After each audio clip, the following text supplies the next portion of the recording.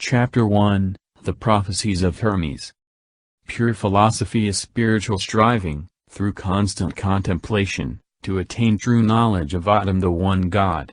But, speaking now in prophecy, I say that in times to come, no one will pursue philosophy with single-mindedness and purity of heart. Those with a grudging and ungenerous temperament will try and prevent men discovering the priceless gift of immortality. Philosophy will become confused, making it hard to comprehend. It will be corrupted by spurious speculation. It will be entangled with bewildering sciences like arithmetic, music and science. The student of pure philosophy studies the sciences, not as a fanciful theories, but as devotion to God, because they reveal a universe perfectly ordered by the power of number, because measuring the depths of the sea and forces of fire and magnitudes of physical things leads to relevant awe at the Creator's skill and wisdom, because the mysteries of music bear witness to the unsurpassed talent of the supreme artist who has beautifully harmonized all things into a single whole, suffused with sweet melodies. To simply love God in thought with singleness of heart, and to follow the goodness of His will, this is pure philosophy, unsullied by intrusive cravings for pointless opinions. But I foresee that, in time to come, clever intellectuals will mislead the minds of men, turning them away from pure philosophy. It will be taught that our sacred devotion was ineffectual and the heartfelt piety and assiduous service with which we Egyptians honor God was a waste without reward. Egypt is the image of the heavens, and the whole cosmos dwells here, in its sanctuary. But the gods will desert the earth and return to heaven, abandoning this land that was once the home of spirituality.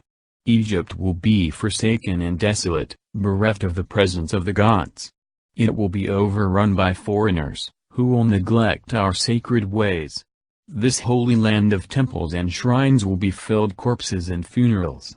The sacred Nile will be swollen with blood, and her waters will rise, utterly fouled with gore. Does this make you weep? There is worse to follow.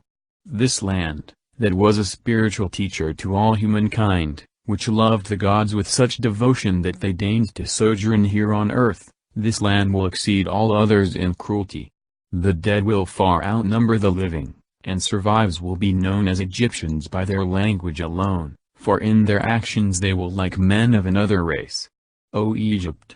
Nothing will remain of your religion but an empty tale, which even your own children will not believe.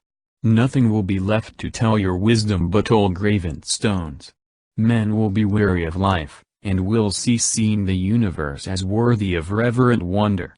Spirituality, the greatest of all blessings, will be threatened with extinction, and believed a burden to be scorned. The world will no longer be loved as an incomparable work of God, a glorious monument to His primal goodness, an instrument of His divine will to evoke veneration and praise in the beholder. Egypt will be widowed.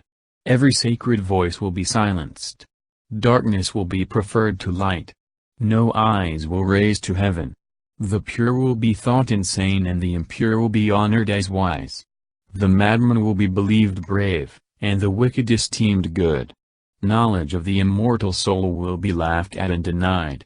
No reverent words worthy of heaven will be heard or believed.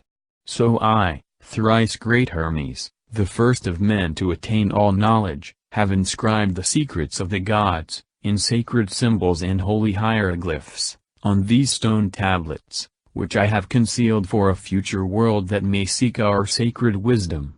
Through all sea mind, I myself have been the witness of the invisible things of heaven, and through contemplation come to knowledge of the truth. This knowing I have set down in these writings.